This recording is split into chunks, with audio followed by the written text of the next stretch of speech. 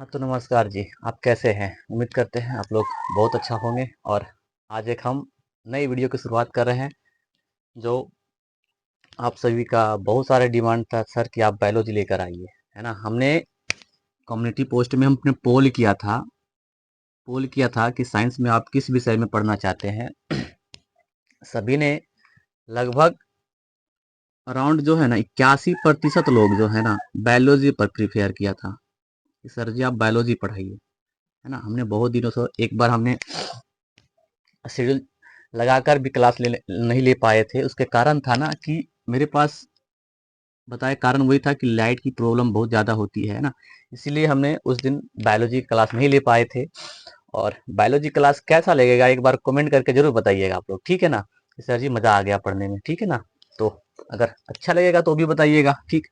अगर कुछ कमी भी रहेगा वो भी आप कह सकते हैं कि सर जी थोड़ा सा आपका ये चीज़ें कमी था, हम उसको जरूर नेक्स्ट वीडियो में सुधार करेंगे या नेक्स्ट क्लास में सुधार जरूर करेंगे, ठीक है। तो सबसे पहले बायोलॉजी की बात आता है ना? तो बायोलॉजी जो होता है ना, हम ये साइंस की पार्ट है। साइंस में 3 विषय होती है। फिलहाल 10th में बात कर रहे हैं, केमिस्ट्री, फिजिक्स और बायो। साइंस की अगर हम बात करते हैं, ठीक है ना?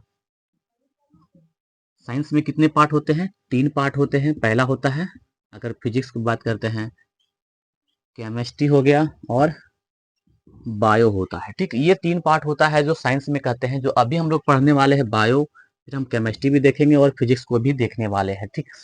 अगर हम एग्जाम पैटर्न की बात करते हैं, तो एग्जाम पैटर्न में जो टोटल अंक होता है 100 होता है।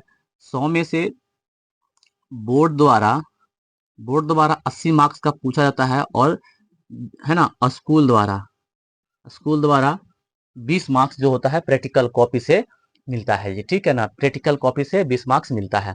और बोर्ड से कितना होता है? 80 मार्क्स में। अब यही 80 मार्क्स में होता है, तीनों में डिवाइड रहता है। अगर हम 80 को हम 3 से डिवाइड करते हैं तो कितना होता है? 27 तिया 81 होता है। यानी कि अराउंड हम कह सकते हैं ना, लगभग एक 27, है ना? 27 अंक का ये टोटल होता है। 27 नंबर का ये भी होगा, 27 नंबर का ये हो जाएगा, 27 नंबर का ये हो जाएगा। टोटल की हमने बात किया है।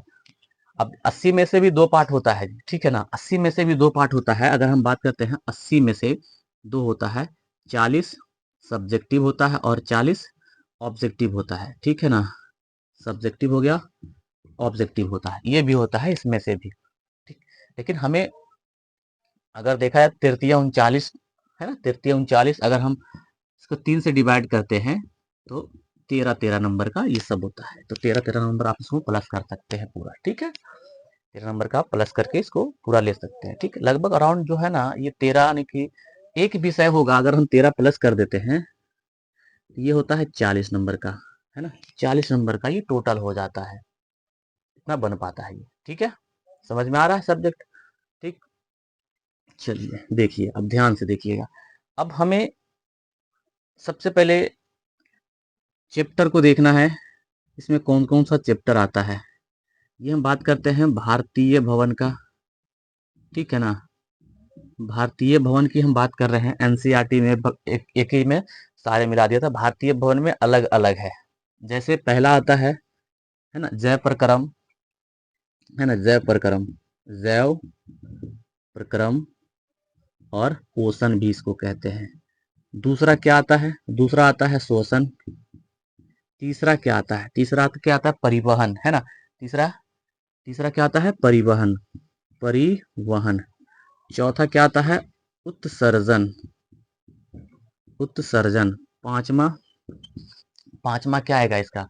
पांचवा विषय क्या है? पांचवा नंबर, है ना, नियंत्रण एवं समन्वय। नियंत्रण एवं समन्वय, समन्वय, समन्वय, ठीक है ना? उसके बाद आता है 6 नंबर में। 6 नंबर में क्या आ जाएगा? नियंत्रण एवं समन्वय हो गया। उसके बाद आता है 6 नंबर में आता है जनन, है ना? जनन चैप्टर। 7 नंबर में क्या आ जाएगा? आनुवांशिकता का सिद्धांत है। आनुवांशिकता का विकास कह सकते हैं ना, विकास कर सकते हैं। 8 नंबर में क्या आ जाएगा? हमारा परिवहन, है ना? हमारा परिवहन होता है, ठीक। यही यही चैप्टर जो हम लोग पढ़ पाते हैं पूरा, ठीक है ना। बायोलॉजी में 8 चैप्टर है, 8 चैप्टर को हम लोग पढ़ते हैं, ठीक। तो आगे हम देखते हैं, ठीक, मिटा रहे सो आगे हम देखते हैं, आप लोग सेपरेट कॉपी बनाकर सारी चीज को उतार सकते हैं। चलिए देखिए अब क्या होगा। हमने ये है कि चलिए एक बार रुक जाइए कमेंट। देखिए अब जो है बायोलॉजी, अगर हम बायोलॉजी की बात करते हैं तो बायोलॉजी जीव विज्ञान कहते हैं इसको, है ना। हिंदी में जीव विज्ञान कहते हैं। बायोलॉजी शब्द जो है ना, उत्पत्ति जो होता है ग्रीक भाषा से हुआ था। अगर कहेगा कि बायोलॉजी शब्द जो है ना कौन सी भाषा से हुआ था, तो ग्रीक भाषा से हुआ था, ठीक। कहेगा शब्द बताइए, तो बायो शब्द तथा लोजिया से मिलकर हुआ है। यानी कि अगर हम बात करते हैं तो जीव विज्ञान यानी कि बायोलॉजी जो कहते हैं शब्द, यानी कि शब्द की उत्पत्ति तो ग्रीक भाषा से हो गया है। शब्द यानी कौन कौन सा शब्द मिलकर बना है, यानी कि इसको हम बायोस कहते हैं। बायोस तथा लोजिया से मिलकर हुआ है, जिससे जिससे बायोस का अर्थ होता है लाइफ, यानी कि जीवन इसको कहते हैं। बायोस का अर्थ मतलब क्या होता है ना। बायोस का अर्थ क्या होता है, लाइफ, या इसी को हम जीवन कहते हैं। तथा लोगोस, लोगोस का मतलब होता है लोजिया, लोजिया है ना। लोजिया का अर्थ होता है स्टडी, स्टडी का मतलब होता है अध्ययन करना, अध्ययन का मतलब हो जाता है कि हम जांच करते हैं, ठीक है ना। इसके बारे में हम जानते हैं, तो समझ में आ गया कि क्या होता है बायोलॉजी।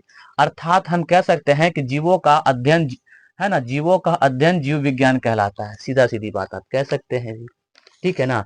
जीवों का अध्ययन जीव विज्ञान कहलाता है, ठीक। जीवों का अध्ययन क्या कहलाता है, जीव विज्ञान कहलाता है। कह सकते हैं कि अगर कहेगा कि बायोलॉजी शब्द का, यानी कि बायोलॉजी जो होता है ना कौन शब्द से हुआ है, तो ग्रीक भाषा से, है ना, ग्रीक भाषा से। अब देखिए यानी कि बायोस प्लस लोगोस, है ना, बायोस प्लस लोगोस मिलकर क्या बना हुआ है, बायोलॉजी बना हुआ है। बायोस का मतलब होता है जीवन और लोगोस का मतलब होता है अध्ययन, ठीक।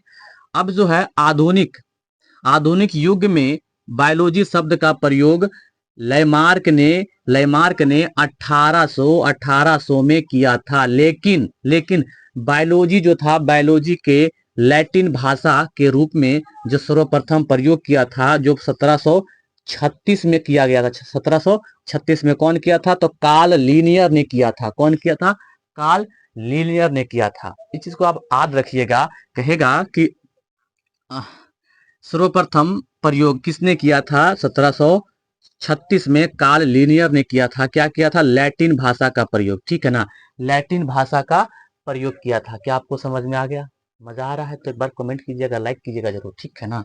मजा आ रहा है सर जी, एस सर कमेंट में आप जरूर लिखिएगा, ठीक है ना। चलिए आगे हम चलते हैं इसी प्रकार, है ना। चलिए इसको नोट कर लीजिए, चलिए ठीक है, नोट करते चलिएगा। चलिए आगे हम आगे चल रहे हैं, ठीक। चलिए देखिए अब है ना कि बायोलॉजी, बायोलॉजी में भी 3 पार्ट होती है, वनस्पति विज्ञान, प्राणी विज्ञान और सूक्ष्म जीव विज्ञान, ठीक है ना। ये 3 प्रकार के विज्ञान होता है जो हम लोग पढ़ते हैं। तो वनस्पति में देखा जाए तो पेड़ पौधे आते हैं, है ना, पेड़ पौधे आते हैं, ठीक है ना। कहेगा कि वनस्पति विज्ञान का जनक कौन होता है, तो थियोफ्रेस्टर होता है, ठीक है ना। कौन सा होगा, थियोफ्रेस्टर होता है। वनस्पति विज्ञान का जनक कौन है, तो थियोफ्रेस्टर है, ठीक। उसके बाद आता है कि प्राणी विज्ञान, प्राणी विज्ञान का अगर जनक पूछेगा तो अरस्तु होता है जी, ठीक है ना। लेकिन ये अरस्तु जो था ना, ये मृत जीवी था, ठीक है ना। ये मृत जीवी प्राणी को खोज किया था, इसीलिए इसको जनक कहा जाता है। किसको, प्राणी विज्ञान का, ठीक है ना। उसके बाद आता है सूक्ष्म जीव विज्ञान का जनक कौन होता है, तो एंटोनी वॉन लीवन हुक ना हॉक होता है, ठीक है ना। कौन होता है, एंटोनी वॉन लीवन हॉक होता है। ये होता है सूक्ष्म जीवानी की, ये हम कह सकते हैं कि ये जीवित विज्ञान है ना, जीवित प्राणी को खोजा था, ठीक है ना। ये जीवित विज्ञान का है, इसको हम कह सकते हैं जीवित, ठीक है ना, जीवित विज्ञान कह सकते हैं इसको हम। तो प्राणी सम विज्ञान का जनक होता है अरस्तु, वनस्पति विज्ञान का होता है थियोफ्रेस्टर, उसके बाद होता है सूक्ष्म जीव विज्ञान का होता है एंटोनी वॉन लीवेनहॉक होता है जी, ठीक। अब कुछ फैक्ट हम जान लेते हैं। क्या आपको अगर फैक्ट जानना है एक बार कमेंट कीजिएगा सर जी, आप फैक्ट भी बताइए, है ना। तो फैक्ट नंबर 1 में देखते हैं, फैक्ट नंबर 1 में है, कहता है कि जीवन की उत्पत्ति के समय ऑक्सीजन नहीं था। यानी कि जब हमारा जीवन उत्पत्ति हुआ था, आज नहीं हम कहते हैं, आप कहेंगे आपका जीवन तो बहुत अब हुआ है, नहीं, जब शुरुआत की बात बताते हैं, जब शुरू में जीवन की उत्पत्ति हो रही थी ना, तो उस समय ऑक्सीजन नहीं था आपका, ठीक है ना। फैक्ट नंबर 1 हो गया। फैक्ट नंबर 2 है कि शरीर का सबसे मजबूत अंग कौन सा होता है, तो दांत है, जो हम दांत को इसको कहते हैं इनामेल होता है, ठीक है ना। दांत का जो इस प्रकार आपका दांत होता है, इस प्रकार आपका दांत जो ये वाला भाग होता है ना, इसी को हम इनामेल कहते हैं ना, इसी को, ये वाला भाग को हम इनामेल कहते हैं। ये सबसे कठोर होता है, अगर ये छेद होता है तो यहीं पर आपका, है ना, बैक्टीरिया उत्पन्न होना स्टार्ट हो जाता है जी, ठीक। फैक्ट नंबर 3 है, फैक्ट नंबर 3 कहता है कि सबसे तेज तंत्र का आवेश कितना है, तो 532 किलोमीटर पर सेकेंड होता है, ठीक। उसके बाद 4 नंबर में है कि हमारा शरीर, यानी कि हमारे शरीर के भीतर प्रति सेकेंड, यानी कि एक सेकेंड में 150 लाख कोशिका नष्ट होती रहती है, यानी कि एवरी डे, है ना, एवरी डे, एवरी, यानी कि हर समय, यानी कि हर सेकेंड की हम बात बताते हैं, हर सेकेंड की बात, है ना, कि हमारे शरीर में जो कोशिका है 150 लाख नष्ट होती है। 5 नंबर फैक्ट, ठीक है ना। एक बार में सांस अंदर लेने वाले सामान्य मनुष्य कितना लेता है, तो 500 ml, यानी कि 500 मिलीलीटर हवा एक बार में, जैसे हमने कहा, ऐसे जब हमने किया है, यानी कि नाक से नहीं, मुंह से भी होता है, तो एक बार में कितने हवा लेते हैं हम लोग, एक बार में कितने हवा लेते हैं, 500 ml। अगर कहेगा कि फेफड़ा की कैपेसिटी कितना है, कैपेसिटी की बात करेगा तो कहना 6000 ml होता है, 6000 ml कैपेसिटी होता है एक बार सांस रोकने का, ठीक है ना। फैक्ट नंबर 6 हो गया कि मनुष्य के शरीर में लगभग 50 लाख बाल होता है। क्या आपको पता था कि हमारे शरीर में इतना बाल होते हैं? अगर पता था तो एक बार कमेंट कीजिए सर जी हाँ पता था, नहीं पता था तो फिर भी कमेंट कीजिए सर जी नहीं पता था। आप लोग गिनना, है ना, आप गिनना शुरू मत कीजिएगा, है ना, होने वाला मैच नहीं है, ठीक। तो एक बार में, यानी कि मनुष्य के शरीर में लगभग कितने हैं, 50 लाख बाल होते हैं। कहता है फैक्ट नंबर 7 में है कि मानव शरीर में इतनी वसा होती है कि जिसमें से 7 साबुन बनाया जा सकता है। आप सोचिए कि हम लोग के शरीर में इतना चर्बी है, वसा का मतलब होता है चर्बी, इतना चर्बी है ना कि 7 साबुन बनाया जा सकता है। क्या आपको पता था कि हमारे चर्बी का निर्माण ऐसे भी होता है और इतने उपयोग लायक है? क्या आपको पता था? पता है तो बताइए। क्या फैक्ट आपको अच्छा लग रहा है तो एक बार बताइएगा सर जी फैक्ट अच्छा लगा है। आप डेली क्लास से पहले लगभग 10 फैक्ट जरूर रखिएगा, मजा आता है करने में, ठीक है ना। तो कराएंगे तो कराएंगे 10, है ना, 10 से प्लस रखेंगे फैक्ट, हम डेली एवरी डे रखेंगे फैक्ट को, ठीक है ना, ताकि आपको भी अच्छा लगेगा, ठीक है। तो अगर क्लास अच्छा लगा होगा तो कमेंट कीजिएगा, और मजा आया है तो कमेंट कीजिएगा, ठीक है ना। मजा की हम बात करते हैं, मस्ती, ठीक। क्या आपको क्लास अच्छा लगा है तो बताइएगा, ठीक।